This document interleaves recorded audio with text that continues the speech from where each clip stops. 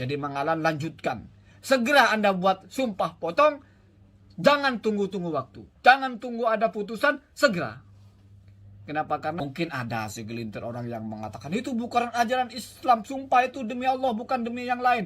Lah, sumpah potong itu, Pak, bukan sumpah demi potong.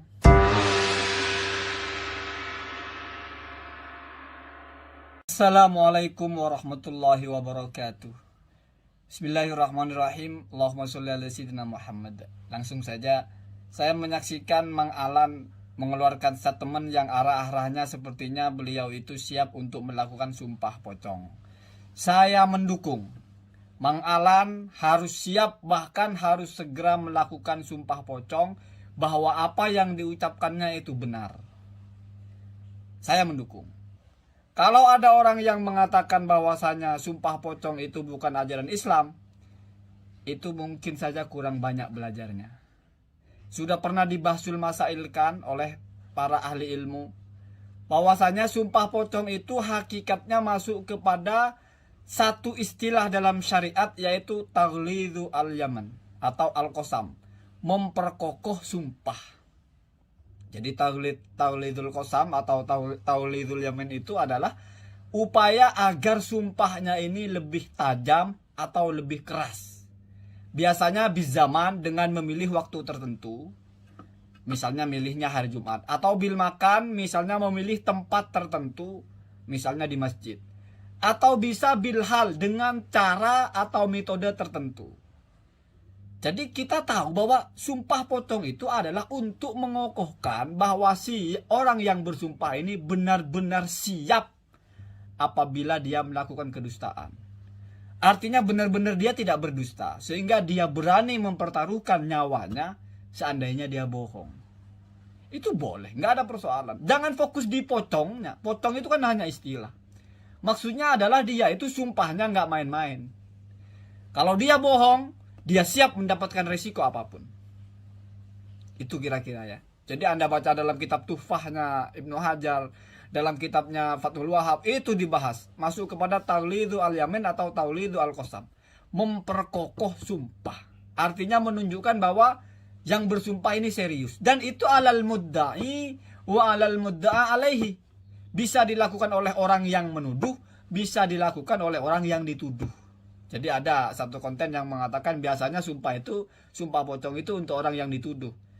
Nah, itu nggak ada dasarnya. Yang ada dasarnya itu Anda baca wa yusannu taghlidul qasami alal mudda'i awil mudda'a alaihi bizaman aw bil makan aw bil hal. Kira-kira begitu. Dan disunahkan kita itu memperkokoh sebuah sumpah, baik kita itu posisinya sebagai orang yang menuduh atau orang yang dituduh. Di mana memperkokoh itu bisa dengan cara memilih tempat tertentu, memilih waktu tertentu, atau juga dengan cara tertentu. Jadi jelas ya, ada dasarnya. Jangan gampang-gampang kita mengatakan tidak ada dasarnya. Misalnya mubahalah. Mubahalah itu di situ disebutkan bahwa Allah melaknat saya kalau saya salah, saya dan keturunan saya. Allah melaknatmu kalau kamu yang salah, kamu dan keturunanmu. Itu diajarkan untuk mengatakan begitu. Kenapa membawa-bawa keturunan? Tujuannya agar lawannya itu yakin bahwa kita ini mempertaruhkan segalanya. Bahkan Nabi dulu ketika ingin melakukan mubahalah, Nabi membawa istrinya, Nabi membawa putrinya yaitu Siti Fatimah, Nabi membawa cucu-cucu kesayangannya.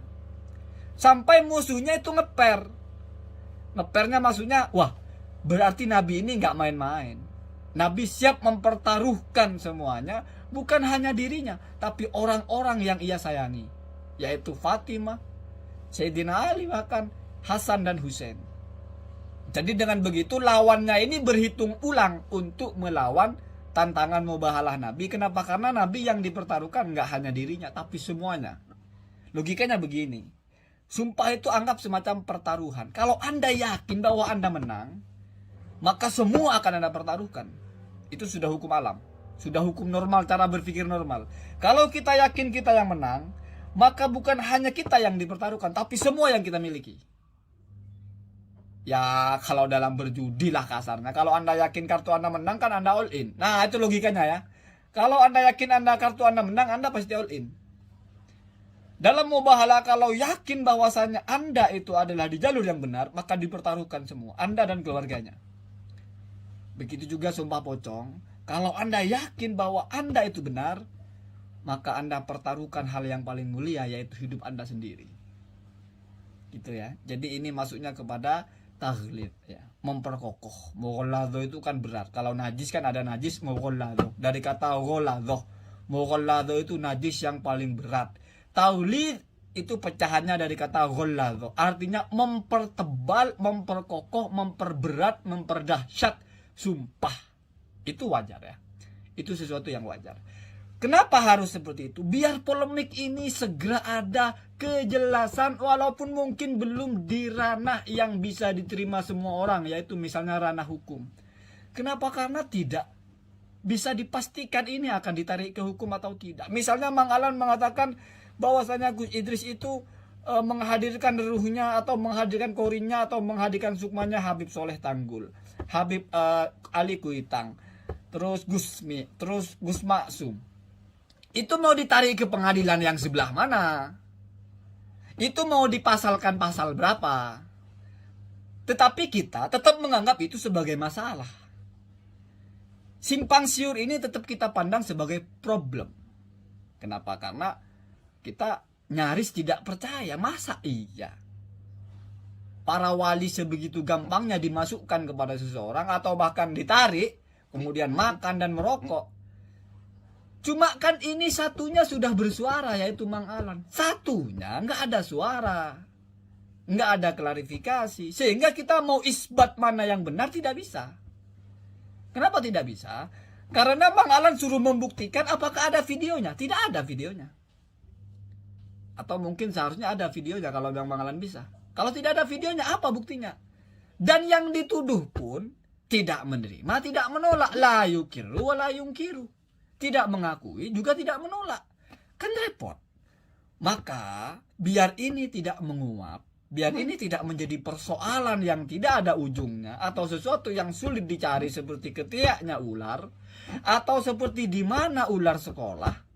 Kita kan tidak tahu di mana sekolahnya ular. Kalau yang kecil-kecil, ular kecil-kecil sekolahnya di mana kita tidak tahu. Hantam saja pakai sumpah.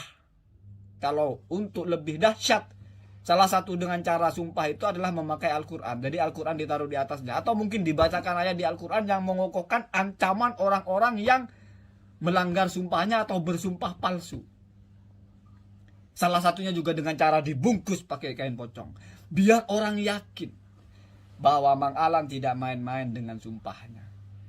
Jadi begitu ya. Mungkin ada segelintir orang yang mengatakan itu bukan ajaran Islam, sumpah itu demi Allah bukan demi yang lain. Lah, sumpah pocong itu Pak bukan sumpah demi pocong.